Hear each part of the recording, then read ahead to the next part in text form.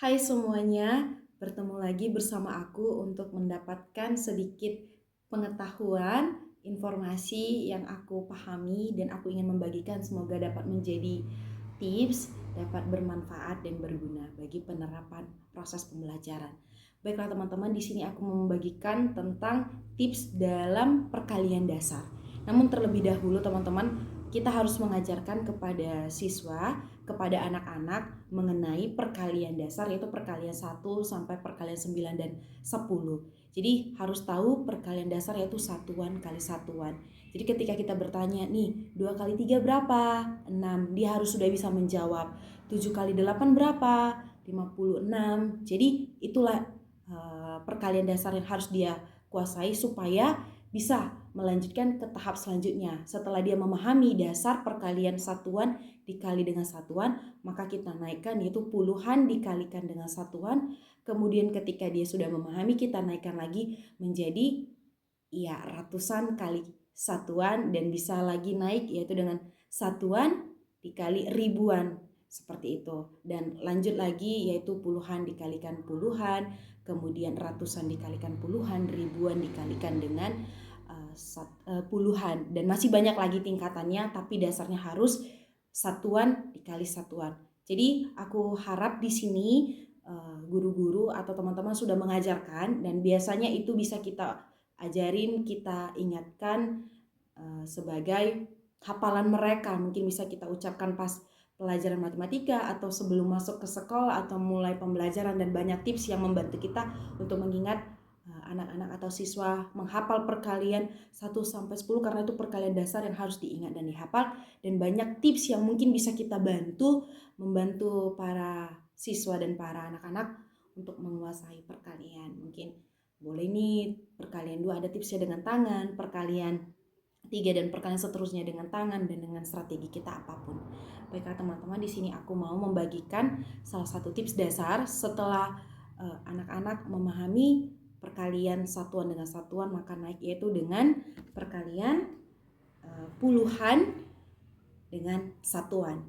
Aku ambil contohnya yaitu puluhannya itu 16 dikali 8. Nah, tentu ini menjadi perkalian dasar yang harus dia kuasai. Nah, mungkin cara yang pertama boleh aku bantu yaitu sifat distributif. Nah, seperti ini kita pecah dulu 16 ini hasil dari yaitu 10 ditambah 6 kunci dalam kurung, kemudian kita kalikan dengan 8. Jadi kita carilah teman-teman yaitu sifat distributif, yaitu 10 dikali 8 yaitu adalah 80, ditambah kemudian sekarang kita kalikan 6 dikali 8 yaitu 48. Jadi teman-teman, sekarang kita jumlahkan 80 ditambah 48 adalah 128. Nah, ini cara pertama, dan hampir sama dengan cara seperti ini teman-teman. Nah, aku biasanya memecahkan seperti ini, 16 dikali 8 yaitu 16 itu puluhannya adalah berasal dari kata 10.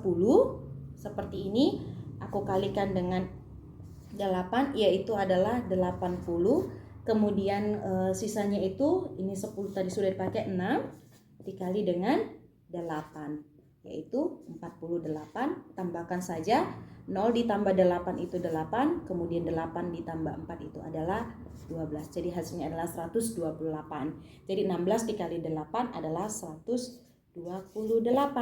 Nah, ini tips cara pertama menggunakan sifat distributif. Nah, bisa juga ya jalan ke bawah teman-teman. Nah, jalan ke bawah seperti yang biasa guru ajarkan. Nah, 16 dikali 8. Kita kalikan dulu. 8 dikali 6 itu berapa? Iya, 48. Nah, 48 yang kita tulis adalah 8, yang kita jumlahkan adalah 4. Sekarang kita kalikan lagi. Tadi 8 kali 6 sudah, sekarang 8 dikali 1. Berapa 8 kali 1? 8. Nah, ada yang kita simpan dan kita jumlahkan, yaitu 8 ditambah 4 adalah 12. Nah, karena tidak ada lagi yang mau kita kalikan, maka kita tulis semua yaitu 12. Jadi hasilnya adalah 128. Nah, seperti itu kira-kira teman.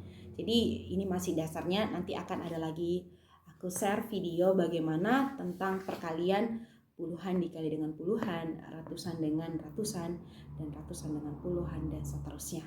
Jadi inilah dasar yang menurut aku kiranya semangat untuk teman-teman yang mengajarkan perkalian, dan biasanya nih materinya sudah diajarkan dari kelas 2 atau kelas 3 ke atas. Seperti itu. Semoga membantu dan dapat membangun semangat belajar para siswa. Sampai ketemu di video selanjutnya. Berikut ini aku simpulkan kembali penjelasan yang telah aku jelaskan tadi teman-teman, mana tahu dalam penjelasan aku belum dapat dipahami.